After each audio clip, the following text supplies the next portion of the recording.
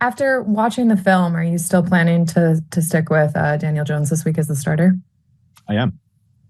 What goes into that decision, and what did the film show when you rewatched the game? Yeah, well, I think he gives us the best chance. Number one, I thought, there were a lot of plays that he did exactly what he needed to do. And then, look, there were some plays where it wasn't just on Daniel. It was a collection of things. It wasn't just one person, a protection or a route. It was a collective deal. And, we'll sit here, we'll watch the tape, and we'll do everything we can do to be better this week. What have just one more to follow up, the conversations with him been like today and last night when you kind of make that decision to create a spark? Yeah, I was very transparent. It was 11 minutes left. We were down 28-3. We didn't have a lot of stuff going. So we're going to go with Drew, put a spark, and try to put a spark into the offense a little bit. And that was it.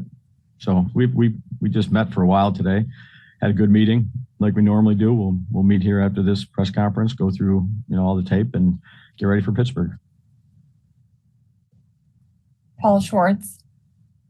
Hey, Brian. Paul. Hey. This is your first year with the Giants calling the plays, obviously many other times. Is there anything you have to look at now, or you do look at now as the play caller, that can help Daniel and help this offense? In other years, you were the head coach, very involved. Now you're the play caller. Yeah, I think, look, we meet, like I think this was similar to the question from last week. We meet all the time. We try to put together a really good plan, as good as we can, and then ultimately go out there and operate and execute it and make adjustments as we go. That won't change. We'll continue to do that. Obviously, the results aren't what we want them to be, but we're working hard to fix the things we need to fix to get different results. Is this as I don't know, stymied or whatever? I mean, the points just aren't there. You know what I mean? And it seems to be going downward with the yards and the points and the explosive. Is this, at a level that is very difficult for you to even accept? Well, yeah, you never accept where we're at, whether you're on top or obviously where we're at right now, which is not good enough. I've clearly stated that. We'll do everything we can do to improve the things we need to improve on, to correct some of those issues that we're having, and ultimately score points. That's the job, and not getting that done. Again, two of the big things we need to keep working on to correct, to help those things, are explosives and third down. And going back and evaluating those things. We're just off a little bit here. One more real quick. You staying with Josh as the left tackle? Yeah, we'll have that discussion here. We've watched the tape. We're not there yet. I thought that early on, there was a couple plays in there, one off of a jam and another one that could have been better. I think he settled in. It was his first time playing, so there's some things he did better as the game went on and made some improvements. And we'll see where we're at here. Thank you. Yep. Dan Duggan. Hey, Brian, I guess I missed the start. You said you're sticking with DJ as a starter. Will you give Drew any first-team reps or do anything different in that regard? No, Daniel's, again, I made that change when it was 28-3, 11 minutes left in the fourth to try to, create some type of spark. Obviously, it wasn't going great. That's not all on Daniel, trust me. So, again, I told him right after the game that he's, what I told you guys, he's a starter, and we'll work on improving the things we need to improve.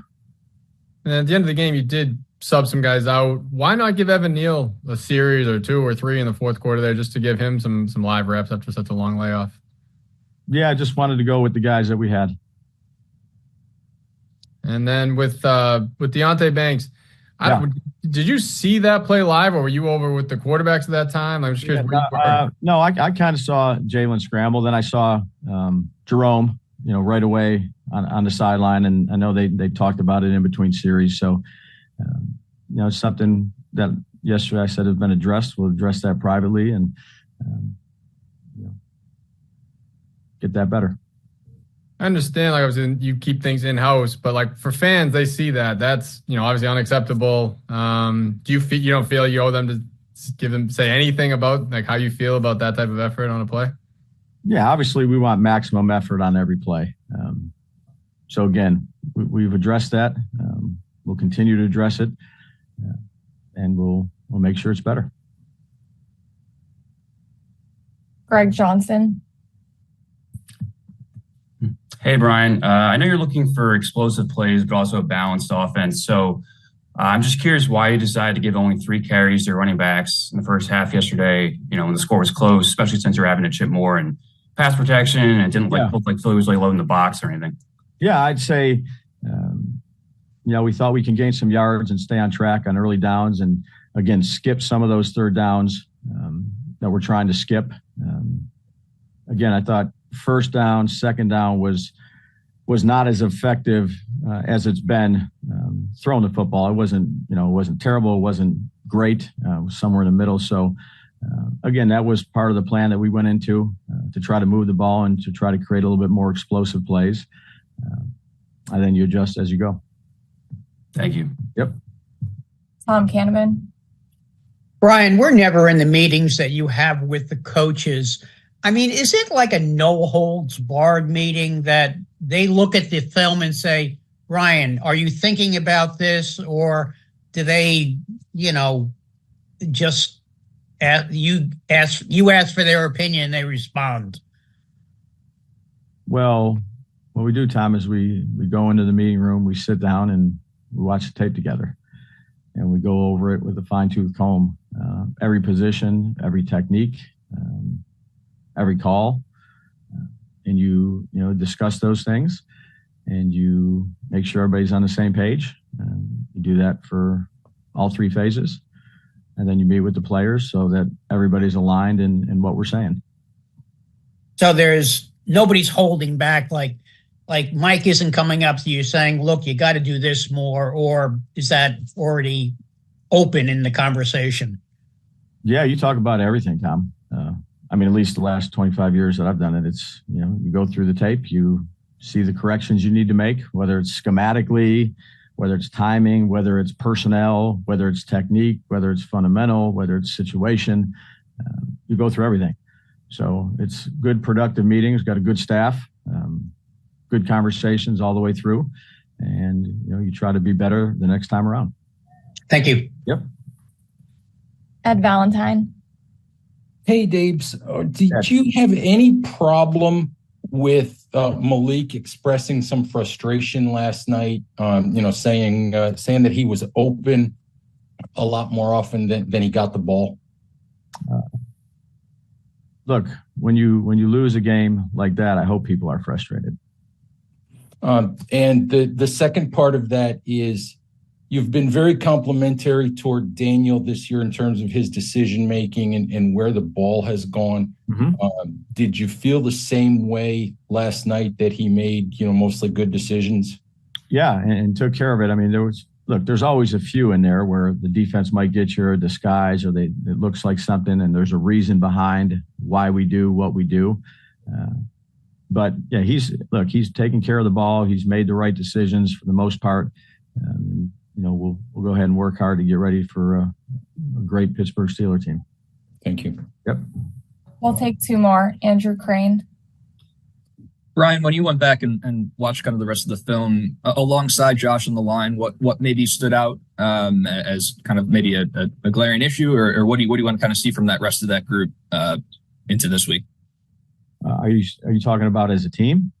As the offensive line, as a unit. Line. Yeah, again, we had one person in that hasn't been in. I'd say the communication process was good. They didn't do a whole lot defensively, but the techniques and things like that. It wasn't just one person or 2 people. It was kind of spread out, and everybody had their hand in it. There were some good things. Just again, at the end of the day, our job is to score points, and we got to work to continue to do that. Last one, Pat Leonard. Hey, Brian, how are you? I think you're muted, Pat.